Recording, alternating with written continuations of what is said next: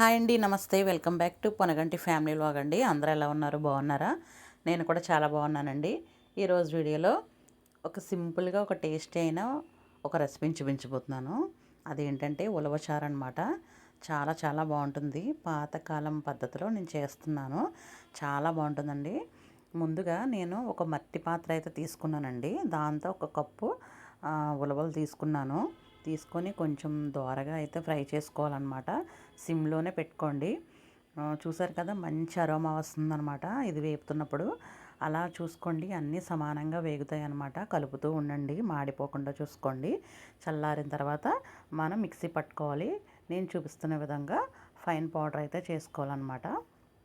చేసుకున్న తర్వాత నేనైతే ఒక కప్పు చింతపండు గుజ్జు తీసుకున్నానండి.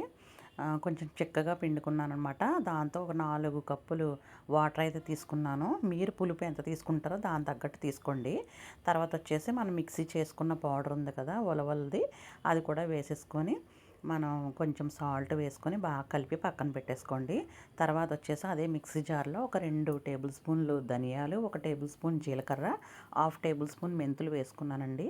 అలాగే మనకు కారం తగ్గట్టు ఒక 5 అయితే నేను ఎండుమిర్చి కూడా వేసుకున్నాను. కొంచెం లైట్గా బరగ్గా అయిన తర్వాత చిన్న అల్లం ముక్క వేసుకున్నానండి. 4-5 రేకలు వెల్లుల్లి రెబ్బలు వేసుకున్నాను. వేసుకొని చూడండి, నేను చూపిస్తున్న విధంగా అలా అయితే అవ్వాలన్నమాట. పౌడర్ చేసుకోండి. చేసుకున్న తర్వాత మళ్ళీ అదే మూకుల్లో పెట్టుకొని కొంచెం 1 టేబుల్ స్పూన్ ఆయిల్ అయితే వేసుకున్నాను. పోపు దినుసులు వేసుకోవాలన్నమాట. కొంచెం జీలకర్ర, కొంచెం మినపప్పు, కొంచెం ఆవాలన్నమాట అండి. ఒక 2 ఎండుమిర్చి రెబ్బలు వేసుకున్నాను. కరివేపాకు కూడా వేసుకున్నానండి. వేసుకొని కొంచెం ఉల్లిపాయ కూడా వేసుకున్నాను, ఒక ఉల్లిపాయ అనమాట. తర్వాత వచ్చేసి మనం ముందుగా ఆడుకున్న పౌడర్ ఉంది కదా, అది కూడా వేసుకోవాలండి. వేసుకున్న తర్వాత 2 పచ్చిమిర్చి కూడా వేసుకున్నాను నేను.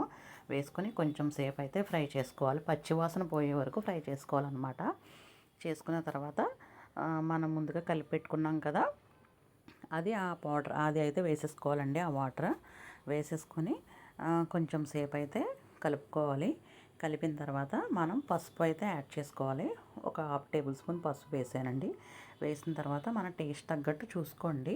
కారం కావాలంటే కారం కొంచెం యాడ్ చేసుకోవచ్చు మీరు. నేనైతే యాడ్ చేయట్లేదు, అది సరిపోతుంది. తర్వాత సాల్ట్ చూసుకోండి. ఇలా మరుగుతున్నప్పుడు కొంచెం బెల్లం వేసుకోవాలి. బెల్లం వేసుకుంటే టేస్ట్ చాలా బాగుంటుందన్నమాట. చూసారు కదా, అలా మరుగుతుంది. మరిగిన తర్వాత కొంచెం ఫైనల్గా కొత్తిమీర అయితే వేసేసుకోవాలి. ఒక 15 మినిట్స్ అయితే అలా ఉంచేసుకోండి. మరిగిన తర్వాత దించేసుకోవడమే. చాలా చాలా బాగుంటుందండి.